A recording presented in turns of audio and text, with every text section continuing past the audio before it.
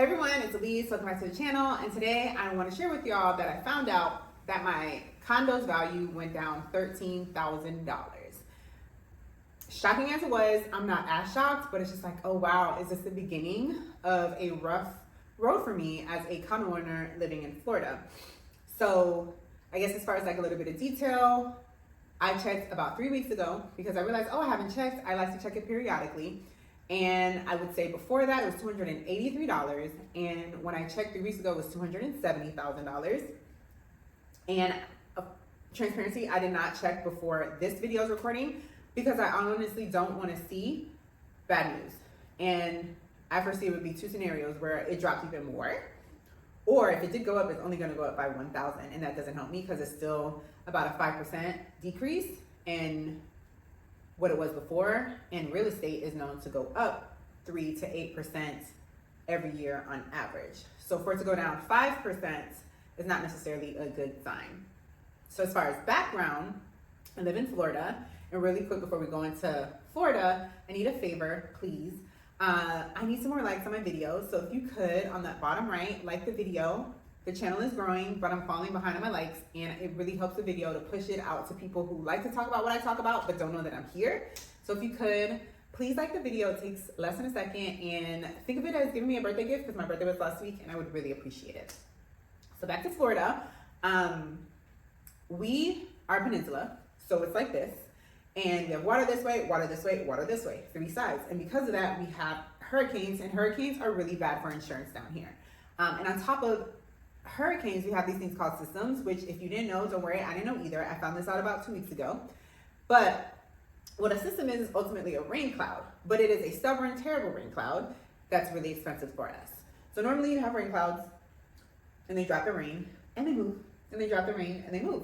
But these systems are rain clouds that stay right here and they just rain and give us a lot of water. And 2 weeks ago, we had what I love to call a deluge. My mom thinks I'm dramatic, but it dropped 18 inches of rain over 2.5 days.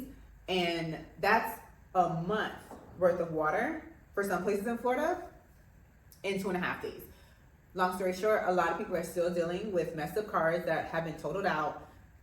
They're trying to get claims paid out for their home insurances that have been flooded. And they're going to deal with the insurance companies outright finding every reason to say, no, you're not covered for this. And we're going to find that these fees, the insurance rates are going to increase. So that's number one. Insurance rates here are in crisis and they're only going to get worse. And then number two is we have an HOA crisis, unfortunately, because our fees are going up in 2025. And that's because a building collapsed 2 years ago and almost 100 people died. And I understand why everything has to go up. I do. But it's a consequence of, are people able to afford it? People who have condos and people who want to get into condos. I saw a video last week that was very sad because it was an older couple and they're dealing with it. They're them being made to pay a condo fee that is a couple $100,000, and you do have the option of paying up front, but most people understandably are going to have to pay over a few years. But that's going to come out to about $1,500 to $2,000 a month. If I can find it, I'll put it up here so you can see the context, and I'll put a link in the description of the video so you can watch it. It was a short segment, but it's to the point where now I have changed how I move with my HOA. I've been here almost 8 years, and last month was the first month that I went to a meeting because I knew it was consequential and they were talking about what's going to happen in 2025. Now I hope my fee doesn't go up to like more than $200-300, but it could go up $500, $600, and I don't even want to think about anything higher than that. I will say that the meeting was intense, like just brings out the worst in people. And I can just imagine, we don't live by the water. When the stakes get high, how terrible those meetings are going to be, and people are going to want to leave. The only thing is you have to sell the home, and who's going to want to buy a decreasing financial asset? And that's why I was looking at like my situation of like, it decreases. Even if I wanted to sell, I don't think I can sell. I'm going to sell it for pennies on a dollar. It's not a good situation for anybody involved. So as far as like my net worth statements that y'all know I like to make videos every year and track it from time to time. My real estate is not going to be a part of something that benefits my net worth. And I would like to keep it on the asset side, but is it going to turn over to a liability side? I have no idea. But I don't see, if you can't offload your real estate, how much of it is an asset? And it's looking, as of right now, there are a lot of condos on the market, but they are staying there because if I was looking for a condo like I was looking for 8 years ago, I would not buy one because I just know that the fees are going to go up every month. So I can't blame someone for thinking that way. I guess that makes me think that I'm grateful that I've always been conservative in how I spend my money, and I planned for lean years more so than the surplus years. When I was approved 8 years ago, then people wanted to give me a $400,000 loan, and I was like, where? Because who's going to be able to afford it? That means I'm going to have to stay at this job that y'all know I don't like. So I picked something drastically cheaper, and I'm glad I did, because now what I paid for it may not be worth what I paid for 8 years ago in a couple years. And that's something that I don't have to deal with. As far as like my plan, I'm going to stay put and not make any drastic decisions. The good thing is you only need one roof to live, and I'm grateful I have one roof, and it is a large enough condo for my family to grow. You know, I could just be here forever until I go be with the Lord, or, you know, hopefully I'll have a husband and 2.5 kids. We can be here comfortably and thrive. Not 3.5, but 2.5, we can do that. And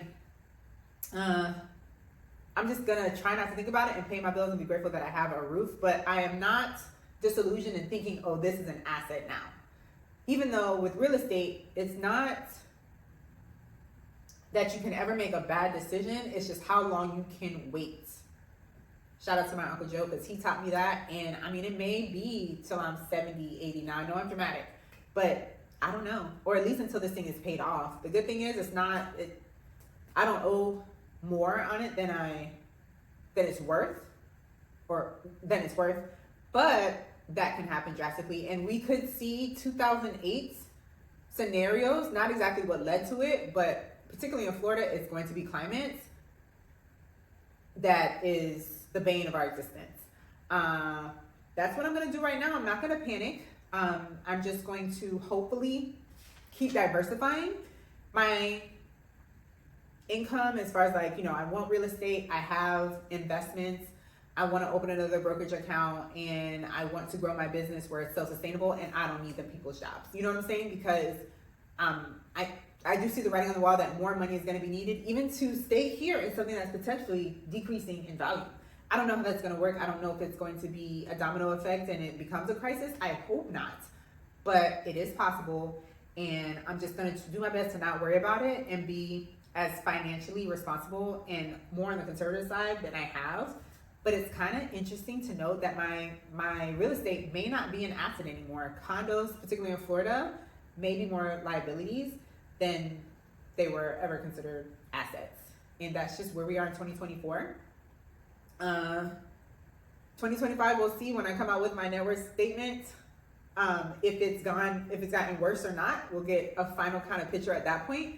But yeah, do y'all think that it's going to get worse? Are y'all in condo situations where your assessment fees are super high and you're really concerned about the cost of living and where you're going to live? And do you think the condo sector will be able to survive in Florida? Let me know in the comments, and I'll see y'all next week.